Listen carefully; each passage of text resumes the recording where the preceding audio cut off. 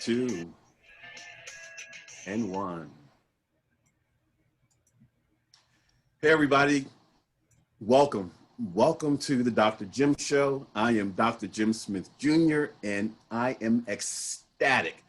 Today is going to be a off-the-chart, powerful, life-changing show. I'm looking forward to sharing thoughts and wisdom with our guest, Donnie Mahoney, my co-pilot, CEO of Learning in the White Space, instructional designer extraordinaire, webinar extraordinaire, webcast, Zoom, all things. Donnie, welcome and ready for the ride. Here we are. It's Tuesday, so it must be the Dr. Jim Show. Thank you for that. Did you notice I got my hair cut? Absolutely. Since last week. Yes, dear. So, you didn't. That's why I thought I better bring it up. Just a quick reminder, if there's anybody on the planet that hasn't used Zoom since all of this began in March, that if you're on a tablet or a phone, you'll have to swipe with your finger back and forth to see who's speaking, probably, depending if you're in speaker view or gallery view.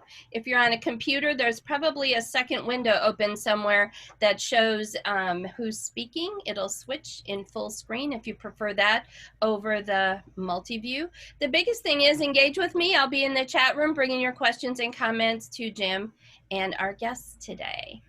Thank you. Thank you.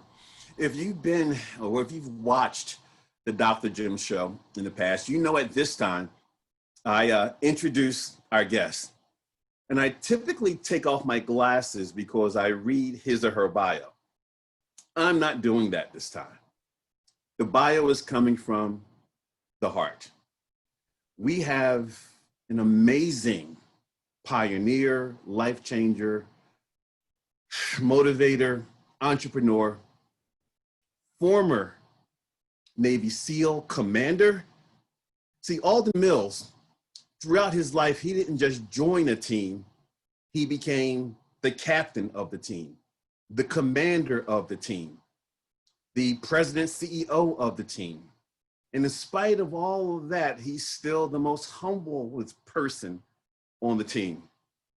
Even at the age of 13, as a young, as they say, weak young guy with asthma, doctor really didn't want him to play sports, and mom wasn't sure either. Well, he just goes out and plays sports, crushes it, goes to college, gets on the rowing team, becomes the captain of the rowing team, goes to the Navy, eventually becomes a Navy SEAL, commander of his platoon. He doesn't believe in getting in line with everyone else. He believes in starting his own line. So I'm looking forward to the next hour. It's going to fly by. I'm looking forward to spending time with Alden Mills. Welcome, sir. Welcome to the Dr. Jim Show. And Jim, if we were together, the first thing I'd be doing is reaching in and giving you a big hug, sending some love right back over to you. It's such a treat to be here today, Dr. Jim. Thank you. Thank you. Glad to have you. I'm going to dive in right away because there's so much to cover in such a short period of time. Now, based on all my research and reading about you and watching your videos, essentially, this has been who you are. Throughout your life, you've had this level of intensity. How did it start? When did it start? Why did it start? When did you get that drive? What's that about? Well, you know, I often joke with people, especially if you've done the 23andMe genetic testing, I'd be like, when someone would be like, oh, Alden, you're just always so positive. I'm like, oh yeah, I had the positive gene. I mean, I saw that come out in the test. Or, oh, Alden, you're just a natural leader. Oh yeah, my gene had the leadership gene. Now, of course, there is no such thing on any of those. The fact of the matter was, I was really lucky. I had a mom and a dad, still do, who really cared about me being me.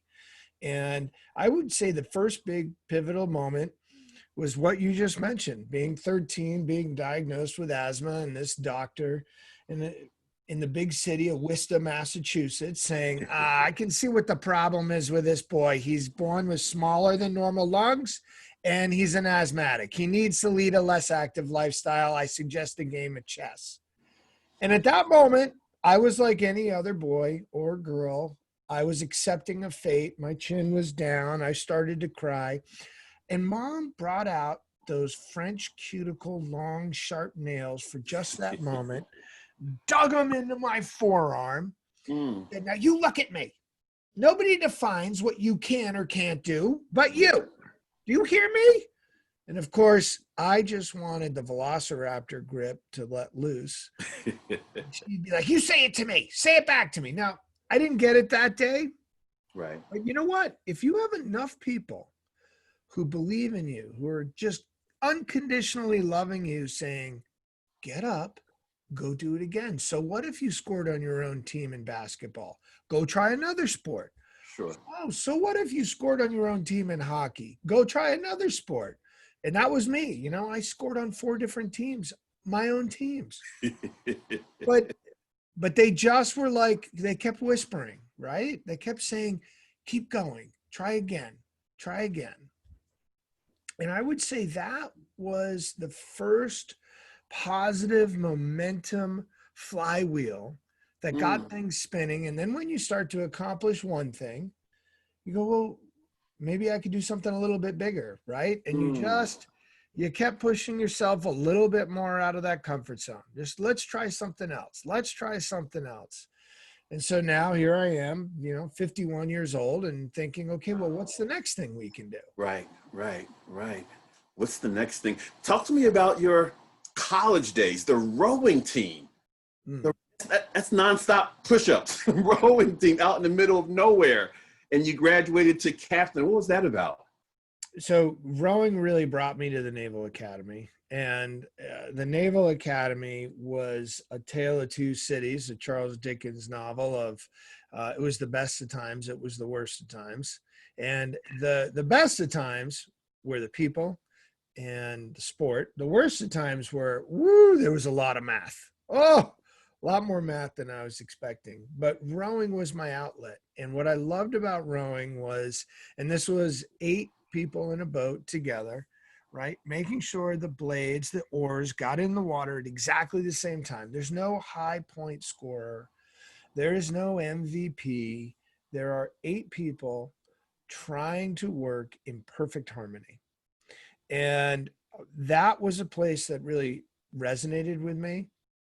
And over time, it was one of the great honors I've had as an adult, being elected by my classmates to become the leader of that program, which was about 60 or so athletes. And we, for a little team that would be competing against schools that would bring in people from all around the world, which we can't do, and we have height and weight limits, we were always vying for the national championship.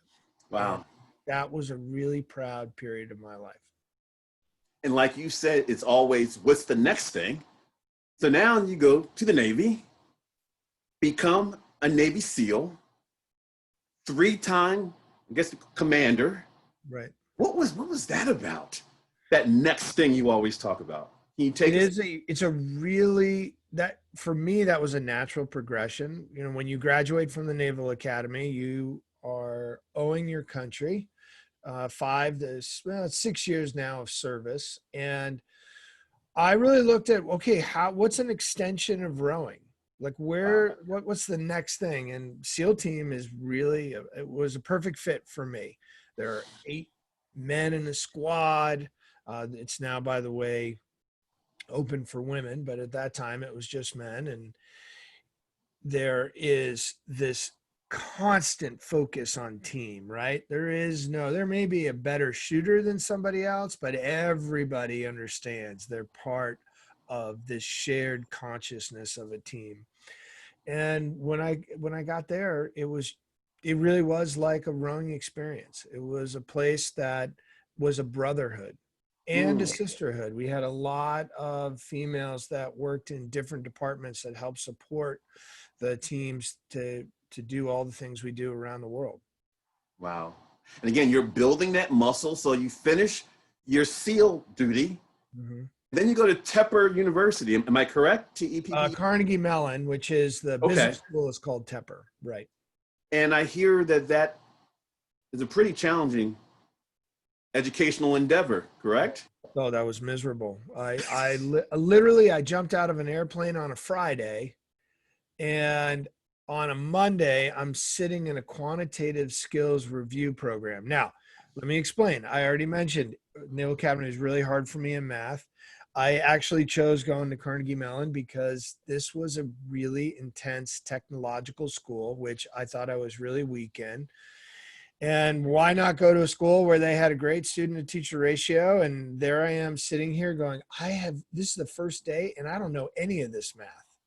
And you know what you end up relying on when you're in that environment? Building relationships. I became the best buddies with the best math minds that I could find. I did not care. I was a complete open book. It didn't matter who you were, what you looked like, what you talked about. If you're great at math, I'm going to be your friend. I can help.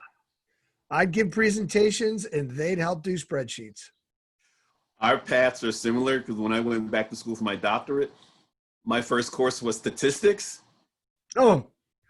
And my best friends, the people who were good at statistics, like you said, building those relationships. No, that just reminds me. Do we have a moment for a brief story about statistics? Yeah, go for it. So it's my first set of exams in graduate school, and it's a statistics class. And we're going through the exam, and at the end of it, they'd say, pencils down, and you're separated you're like social distancing in this classroom, right? Everybody is a seat apart, and there's a lovely lady sitting next to me. I still remember her name, Stephanie, and she's crying. I said, Stephanie, what's wrong? Are you hurt? Is there something like I can help you with? And she looked at me and she said, Alden, I failed this test. Wow. And I was like, oh my gosh. Well, don't you worry about it. I failed it too. And she's like, well, how are you so sure you failed it? I'm like, well, that 60-point question, I didn't even get to it. And I know I didn't get all the 40 points right. So I'm somewhere under 40 points. And then she looked at me and she was like, I didn't mean like I got an F on it. I mean, I think I got a B. And I'm like, what? No. What are you talking about? And then what did she get? She gets a 92 and I get a 29. Wow. That was my introduction to civilians. My first class, 8-hour class. I remember, this is my first statistics class. I remember 4 things that the professor said. Good morning, let's do lunch, welcome back, see you later. Pass, we got our B+.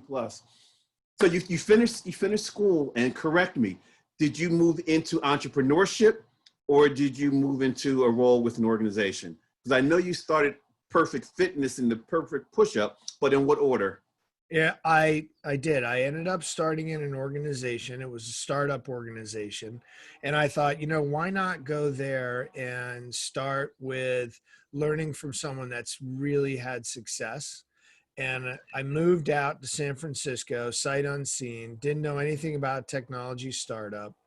And within 2 short years realized, oh my gosh, I don't really get software. And September 11th had occurred while I was there. I was in the reserves and I felt a strong pull. Like, I think I need to go back to serving. I think this civilian thing isn't going to work out for me.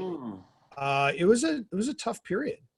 And it was during that pivot from thinking about going back into the military. My wife was extremely supportive. She's like, look, I'll go back in. I love the military, but you've always talked about wanting to start your own business. And if this would be the time. And that's what I did. So based on what I've learned, not only, again, starting or joining the team, correct me if I'm wrong, $90 million in 3 years? It took a couple of false starts to get there. $90 million in 3 years. Yeah, it was a little over $90 million in 3 years, but I had 2 failed companies before that. And then when we finally got it, the company took off, and it was thanks in part to this, the perfect The push-up, perfect push-up. right? However, I think people really have to appreciate, first company was PT Metrics, complete failure. Second company was Body Rev, both in fitness. And Body Rev, we made a little over, well, we did over right around $1 million in sales, but I had raised $1,500,000 and then learned $1,475,000 worth of ways not to launch this product. Right. So we were still horribly in the red. And then we have a company, or we have investors that are saying, it's over. Go get a job. Mm-hmm. We don't want to see your new product. That noise. Yeah. It was. So, and it was another pivotal moment where we were all sitting around, kind of like sitting in front of that doctor who's saying, you need to go this way. This is the common sense way. Right. And I had, luckily, a very small handful of team members that were fully committed to the mission. And we said, you know what would it be like if we could actually launch this thing that nobody says we can do and it works? Yeah. Right? Visualizing some positive outcome instead of everybody telling us the negative outcome. Right. This is, I'm hearing commitment. I'm hearing team. I'm constantly hearing pivotal moments. That's right. Believe these pivotal moments and these experiences led to this amazing book called Unstoppable. Because I know throughout your life, what I've read, you have been allergic to the word stop and the word no. You write this incredible, amazing book, Unstoppable. Can you share with us the tenets of the book, the what led to it, and some of the key takeaways for the folks who are tuning in? Because it really summarizes your story. You've been unstoppable and you continue to be. So talk to us about Unstoppable. Well, this book took me 10 years to write, and I started writing it in 2003, shortly after a good friend of mine had been the first Navy SEAL to die in Afghanistan. And when you go off to do a series of missions, they have you write a just in case letter.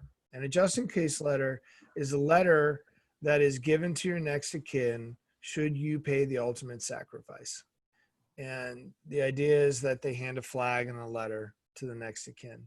I had written 3 of those letters, but my next of kin at the time was my mom, my dad, and my brother.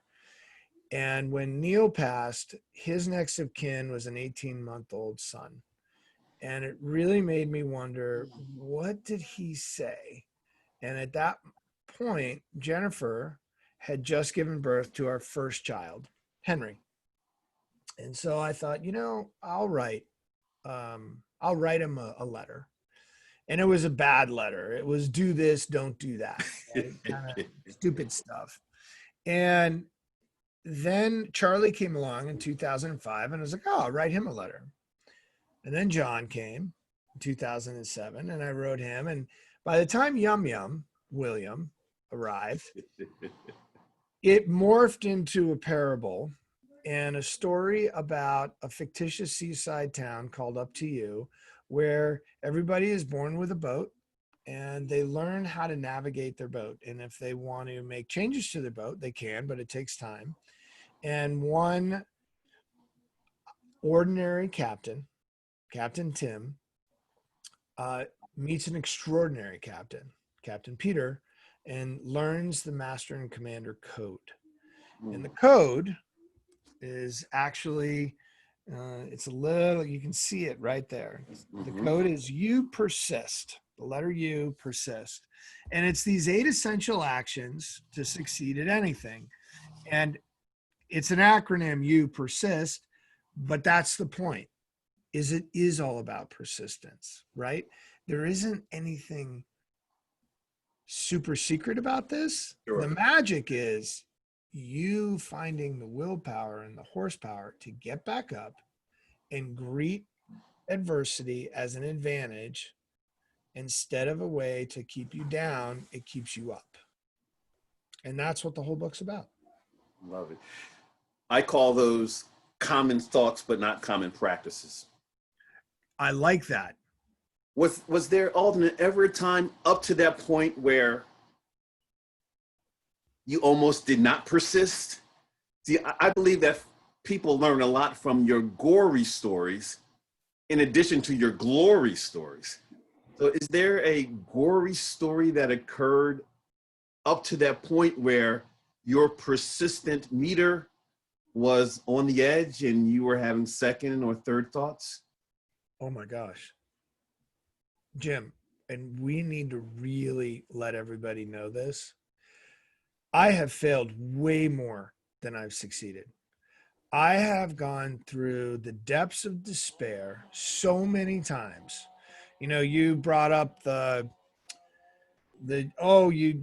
were the fastest growing consumer products company, did nearly 100 million in sales, but we didn't talk about the 3 times I was within 30 days of bankruptcy. Ooh. Right? Ooh. We didn't talk about the bank saying they'd like to call our loan and force the sale of our house along with our other partners. We didn't really talk about the details of all the investors turning their backs on you saying it's over. And by the way, you're starting to embarrass yourself. Or the moment when I considered quitting, going through SEAL training when I was the last officer standing in Hell Week, and we had 17 enlisted, and they came up to me and they put their arm around me, the instructors, and said, "Sir, you see this class? It's basically the class it never was. Why do you think that is?" Wow. "Well, I don't know. It's cold." "No, sir. It's because of you, because you're a bad leader. And how do you think you can lead in SEAL team if you can't even lead? You're in SEAL training." Right? And all those things. So there is, and I could pick it whether I was leading a charity group, a community action program, like we support our public schools, and leading a bond campaign, and the arrows that would get thrown at you. The charity group saying, "I don't know if we can raise this for at-risk inner city youth," to the startup, the military, the sport. There is a common theme through every single dream that somebody has. And that theme in my mind is you got to go through hell before you get to heaven. You have to go through hell before you get through heaven. You got to go through that period of struggle so then you can taste the sweetness of success. Right? It's if you can buy success, so what? It's not meaning, right? But the struggle, that's what brings the sweetness to it. The struggle builds the strength. It is set up that way in our lives. And oh, by the way, we are all built with something for us to struggle. For me, it was my lungs. For somebody else, it could be their eyesight. For somebody else, it could be their attention deficits, right? It doesn't matter. None of us are perfect. Sure. Let's do a quick fast forward, not to your new book, but to what we're dealing with right now. We're dealing with the pandemic. We're dealing with racial unrest, social unrest. We're in a struggle right now. Any thoughts or your opinion of what we can do now to help us persist and persevere through this struggle or perceived struggle? Oh, Jim, I have lots of thoughts on that. And one of the first thoughts comes to me from my days working and living off of a submarine, which I would call that an active quarantine, and way more confined space when you're several hundred feet underwater and you can't, obviously, I'm wearing a helmet because I'm so big inside this thing and you're bouncing around. But the first thing is you want to work on yourself, right? It is so easy to turn on the news and get sucked into these negative hypotheticals of what the news wants us to be thinking about. You see, we have a predisposition to negative news. Negativity bias is something we're built with. But if we're not careful, we will find ourselves going very quickly down this negative slope. Mm. And one of the things that I encourage people to do is decide what you really want to listen to, but go on a news diet and focus on practicing some positive elements of throughout your day. One, perspective. There is something that we're lucky about every single day. This COVID has brought all kinds of positives. And when people, I really want people to understand that uncertainty, however much uncertainty there is also an equal amount of positive. Mm. There's always that, an equal amount of opportunity, but you just have to look for it. It comes in a different kind of wrapper.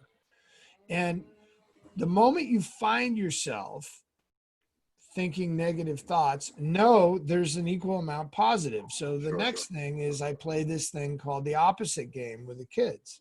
The moment they start thinking about something negative, I'm like, stop. Now give me something positive.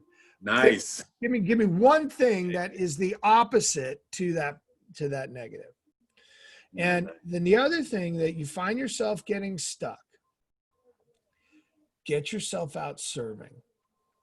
Get yourself out giving to somebody else. The moment you start serving others is the moment you stop thinking about yourself and being selfish, and you start going to thinking about selflessness and serving others. And when you do that, you're not so worried about your own plight anymore, right?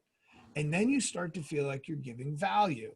And now you start feeling valued. You start feeling like you're giving impact. So those are some little tips that I would offer anybody on the show. Get out there and serve others. I love the whole concept around serving. I remember a motivational speaker at one point talked about going into the city where the homeless was, and she fed the homeless, and she got home and she called her sister, and her sister said, "What did you do today? What did you do?" "Well, me and my boyfriend, we went into the city, we fed the homeless." She said, "No, you didn't. You feed animals. You serve people." And that stayed with her. It was compelling, serving. So I love that concept. Dawnie, any questions, any chat room comments? What's happening out there in virtual land? Everybody's just taking it all in. I don't have any questions or comments for you. That happens when we have stories. We love stories. We want All right. from the beginning, the middle, and the end. Thank you. Alden, you have, I guess, going full circle now, because now we have Unstoppable as it relates to teams and leadership and the care model. Can you tell us how that evolved and where you are in that team building Unstoppable journey? So in the first book, Captain Tim finally gets the courage to leave the safe harbor. And what ends up happening in the second book, although the parable does not continue, but the original idea was to do this 3-part parable series, is to realize that the last component of being unstoppable is teaming up. And so then how do you team up? Because all of us are built imperfectly, right? And the key is to find people that can offset the things that we're not good at, because we're never going to be good at everything. And the more that we can find people and push our ego aside and say, oh, this person is fabulous at statistics, or, oh, this person is fabulous at spreadsheets. And all of a sudden, it's like the Wonder Twin powers unite, activate, and we create something great. But there's not that easy, right? It's not as easy as a 30-minute Super Friends show. We need to start understanding what make people tick and why people will come together. And the whole basis of Unstoppable Teams is built around creating a care-based environment, a care-based environment where everybody is focused on each other's back. And when that happens, they're not worried about looking in the rearview mirror. They're only focused on going forward. How do we get that with all this selfish and the ego and the me?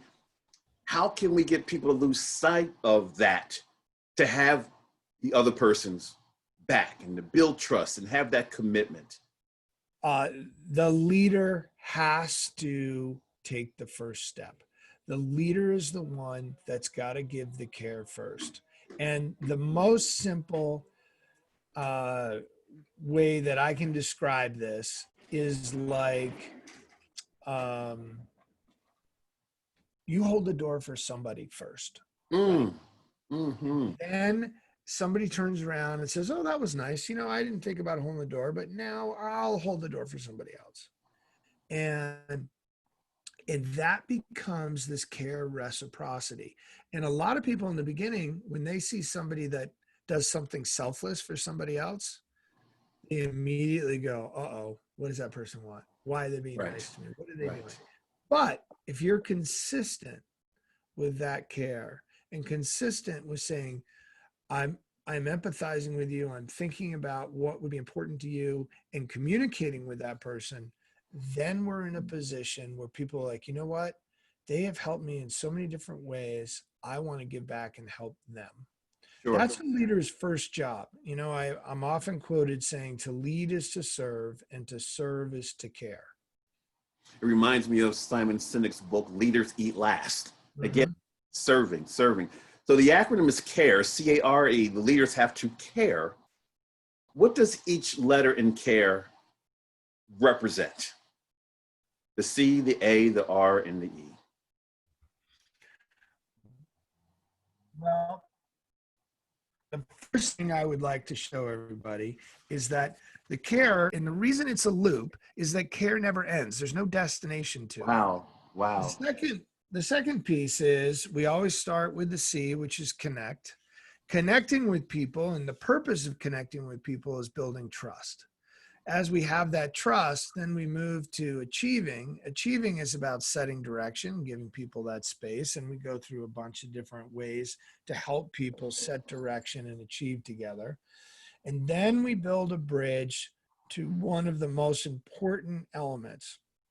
Because really, if you just connect and achieve, you're a high functioning group, but you're not really a team. When you become a team is when you embrace respect. And the respect that I'm referring to is mutual respect, and the respect of difference of opinions, the respect of inviting conflict in, that then builds confidence, that then leads to contribution. That's the point of actual respect, that people feel respected enough that their ideas matter. They may not be, idea may not be the winning idea, but the idea that their idea is heard is really an important component. And then respect leads to empowerment or empower, and empower is about building owners. When your clients and your customers hear you talk about care, I'm sure they want to bring you in to help them with their care initiatives, but they just can't get it right. I do a lot of team building, consulting, and coaching. There's so much dysfunction out there. There's the lack of inclusion, the lack of respect. The conflict is not positive conflict, it's demoralizing conflict. Right. 2020, how can they really embrace your care model? What would you tell them to steer away from? What would you tell them to move into? Whether it's ambiguity, uncertainty, that deeper level of care. And I liken it to getting a massage. It feels good, but when you do a deep tissue massage, you feel it's painful. Yeah, so how can we It's painful to get that blood flowing, get those knots out. So how can we get a deeper level of care to work us through all the misgivings that are limiting us from flourishing as a team? There's two main components. Number one, anytime you find that you're having a problem with leading your team, look no further than in the mirror at yourself.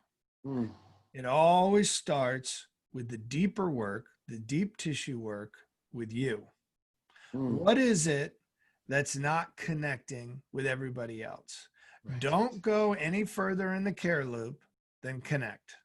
If you're not building trust, forget about anything else, because it's a ripple effect, right? Mm. And I think about this like a pebble in a pond. There are these concentric circles, and one becomes bigger than the next and the next. But the smallest one, which is the most important one, is how you lead yourself. How you lead yourself becomes a reflection of how you lead others. Example, if you don't think it's any big deal to show up late to a meeting, over time, people will go, well, he doesn't really care, and he's the one, or she's the one that's the boss. Well, then it doesn't matter to me either. I'm not going to show up. If he or she doesn't think it's a big deal to talk about somebody's poor performance in front of everybody, or what they do or don't like about somebody in front of everybody else, then they'll start to think, look, it's okay to make fun of other people. I'll do the same kind of thing.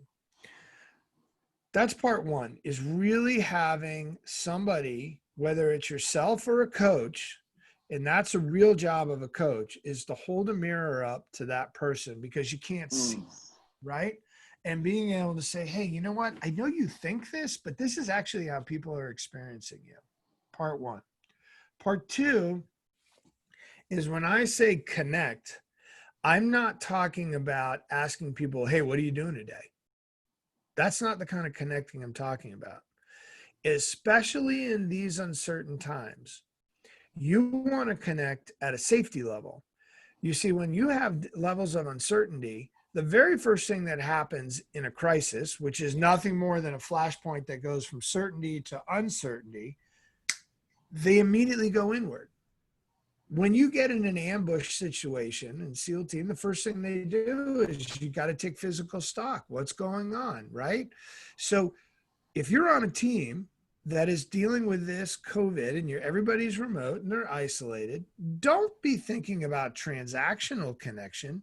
Think about relationship connection of, how are you? What do you need? Are you, help me understand what isn't going on in your world. Oh, I didn't realize you're a caregiver for an elderly person. Wow. Oh, I didn't realize you're diabetic and you're having a hard time getting your insulin. Right? And then all of a sudden, now we're swarming that person with care around their own personal safety. Because once we can move them from worrying about their safety, we can then build a structure, achieving, respecting, empowering, to build a bridge to get them to serving. But if you don't do that level of connection to really understand what's important to somebody, then they're just going to feel like, well, they're just kind of going through the motions because they just want me to get the job done by the end of the day. And a lot of people start to feel like, oh, I'm part of a family. I'm part of a team that really cares, because a lot of people, unfortunately, they didn't have a mother like I had who said, get up, go try it again. They were saying, get out of the house. You cost me too much money. Right. And then these are the most amazing opportunities that we have in COVID, because we can get deeper than we've ever been with people. And these are the times that we can connect during COVID that will lead us to being much more powerful teammates. Wow. I'm always telling people, I certainly hope that when we come out of this quarantine, you're not coming out the same way you came in. Yeah. So we'll see. Donnie, there's a question out there or a comment? Sure. I've been saying in my practice lately too that we're managing teams of individuals, and I think that that's especially true right now. The question is, how does Alden recommend that a leader is honest in their introspection? Our stories and questions to ourselves can be biased. Nice. Without question. And I use this term called triangulation. It's very simple. I didn't make it up, but I am using it as a metaphor for helping others. When you think of yourself like you're lost in the woods and you're trying to get a understanding of where you are on your walk, on your journey, in your valley, right? And you're in your valley of your woods and you look around and you're like, well, there's a mountaintop over to the right. And you got your map and you look and you take your compass and you shoot a bearing to that mountaintop. You draw a line. Then you look over to the left and like, oh, I see a bend in a river and I can shoot a direction because that's also on the map. And then, oh, right in front of me is another peak. Well, you've now taken 3 angles, right? That makes a small little, it actually makes a triangle. Let me see if I can do that with my finger, right? Right. And that's called a little positioning box. Well, that's the same thing I want you to do, but with people and from different points of view of people that you trust enough from different portions of your life. Let me give you an example. Somebody from work that's a colleague that is not in your direct purview, does not report directly to you. There is no reason why they could care one way or the other to just tell you from the heart, right? So you get a professional point of view from somebody in a professional environment. Perhaps you're at a church group. Perhaps you're in a charity group. Perhaps you're in a sports team or club, or you're in team and training, you're doing something. You get that point of view, right? They see you from a different perspective. And then finally, you get a third point of view that's one of your, what I'd call 5-finger best friends. Right? A 5-finger best friend that would care for you enough to give you the really hard feedback. Yeah. Go out there and ask them a series of questions. Ask them, hey, what do you think I'm really best at? What do you think I'm really bad at? And what do you think I should work on to improve myself the most? These are all personal things, but those personal things are all about leading yourself. And when you get 3 different points of view, and if you're like, they're not adding up, well, then go get some other ones. But when they see you from different environments, then you will have a good cross section of feedback. If you're not going to have a coach, that is a great way to go. Can you think of a time when one of those people gave you some feedback that you weren't in line with? Oh, that you didn't agree many with? times. What was it? And how did you pivot? What did you do as a result? Did you seek additional information? Did you just cast it aside as a outlier? Or what did you do with it? What did you do with it? Well, the very first thing you do is like, what?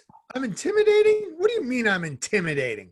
That can't be so. Like, well, Alden, you're 6'3", 250 pounds. You're just a large person to begin with. And then when you say you want to hug everybody and you're yelling and you're screaming, that for some people like me, who's an introvert, that kind of makes me want to clam up. Right. Oh, that's not true, right? That's the first thing, is that you want to debate it.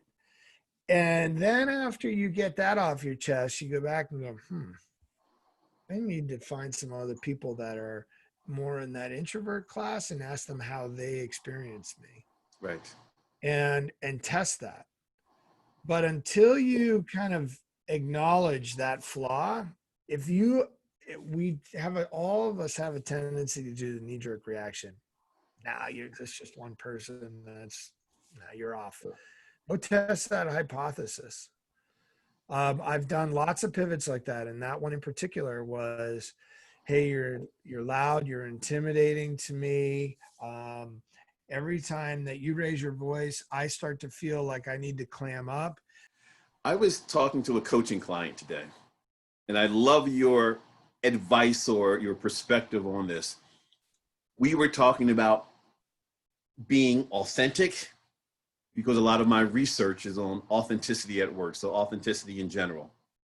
And she said she was moving toward that. And I said, what about getting to 100%. Can you get there?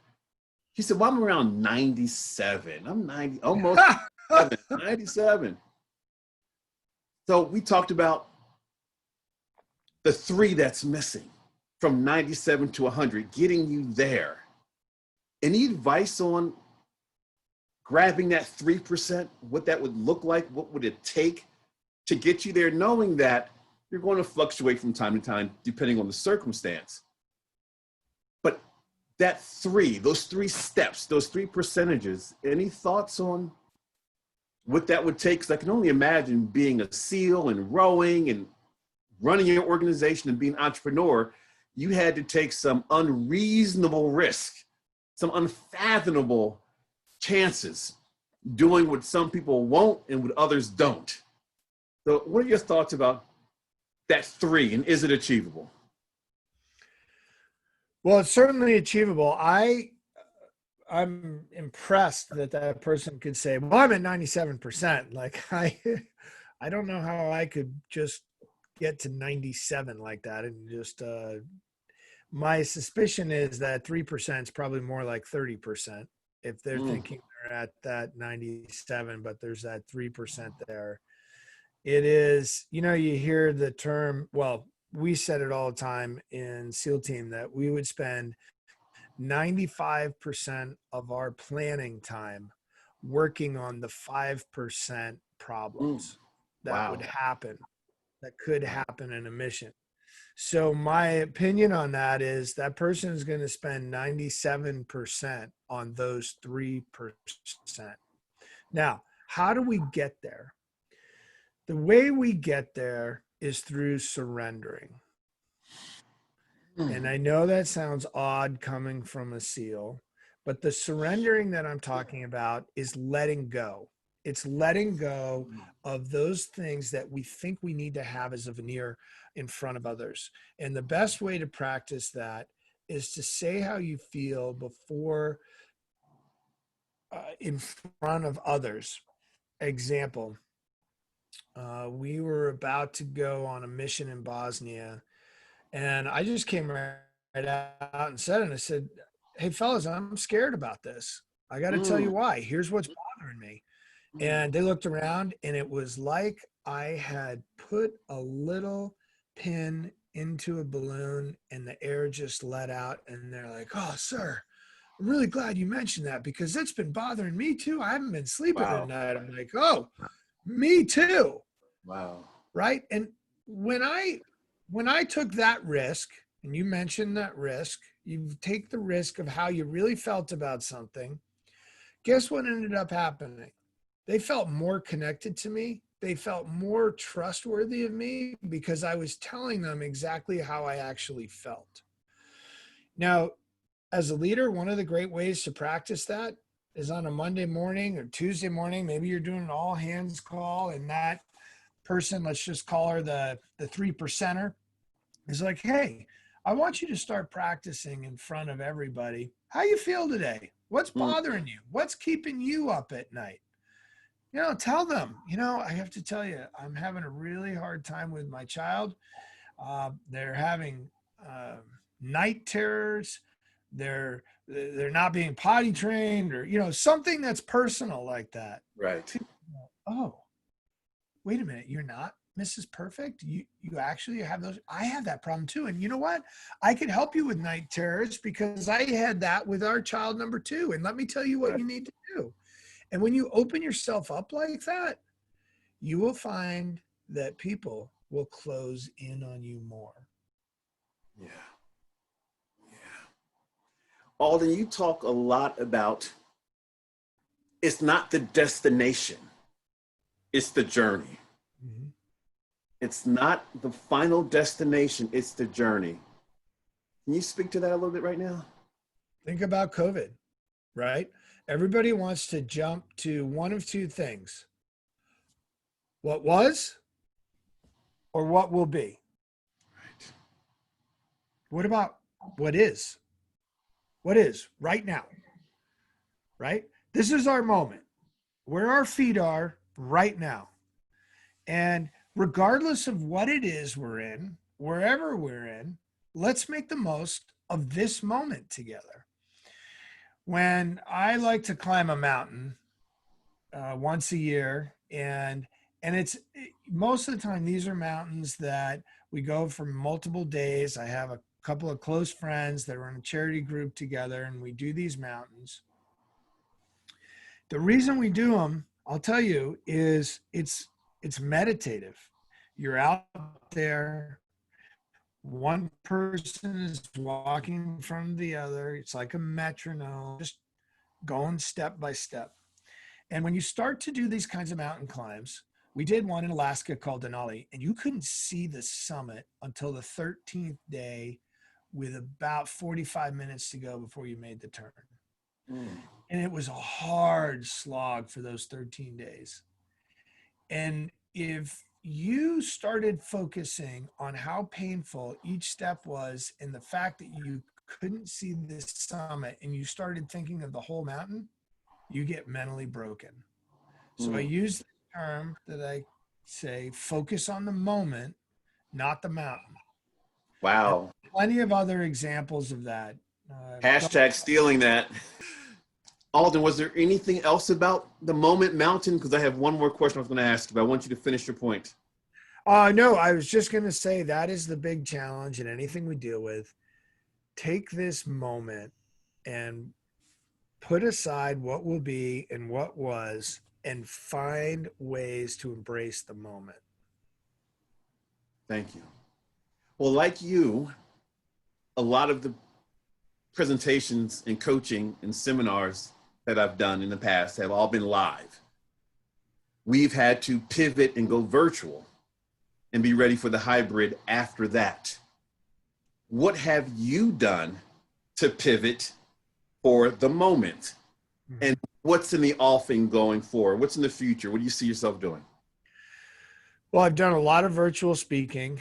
And one of the things that I've also done is I haven't really been a big social media person. And the moment this COVID thing started, I was like, you know what? I'm going to do a video a day on Instagram, and I'm going to, that's a way that I can serve others and give them just a little inspirational moment to say, hey, we're in this together. I'm going to be your swim buddy. And that developed into a course that I just finished filming called Unstoppable Mindset that will go live in the next couple of months that I'm really excited about. I think that's going to be a great way to help people. And we're going to have an online team member site that people, regardless of what their dream is, will help you believe in it and go after it and achieve it. Love it. Love it. Love it. And I have an idea for you. I'm all ears. We're going to bring back the perfect push-up, but this time it relates to life, pushing up from your circumstance, pushing up from your situation. Let's get ripped in life. Perfect push-up returns. Returns. It's time for you to crush it. Yes. Bring it back. Yes. Bring it back. Let's get ripped for life. And the best part is you help others get pushed up, they will pull you up. Love it. Love it. Speaking of pulling up, how can people reach you? How can they reach you? Give us all that information right now. They can come to my website, alden-mills.com, and you can find me on Instagram or Facebook, but alden-mills.com. You can text me. I've got all kinds of ways that you can communicate with me, and I look forward to hearing from you. I'm eager to serve. All right, it's time to put a bow on this package. Give us your last thought, your last phrase, your last sentence, your send-off. Put a bow on this awesome interview today. I want everybody to understand that at any given moment, it is always up to you first. Go all in, and I promise you, you will never be disappointed with the results. You heard persistence. You heard pivoting, you heard communication, you heard serving, you heard never giving up and becoming allergic to the word stop. It's up to you. You're starring in your own movie. You're directing your own movie. You're writing the script. The time is now to focus on those moments, not just the mountain. And as my friend said, it's all yours. Don't hope that it happens. Believe that it's going to happen. Because our beliefs supersede our hopes. We look forward to seeing you next week on the Dr. Jim Show. We're going to continue to take things not to the next level, because that's where everyone wants to go. We're going beyond the next level. So keep in mind what my friend Alden said today. Please look him up. Please become unstoppable. And we'll see you again next week on the Dr. Jim Show. Take care.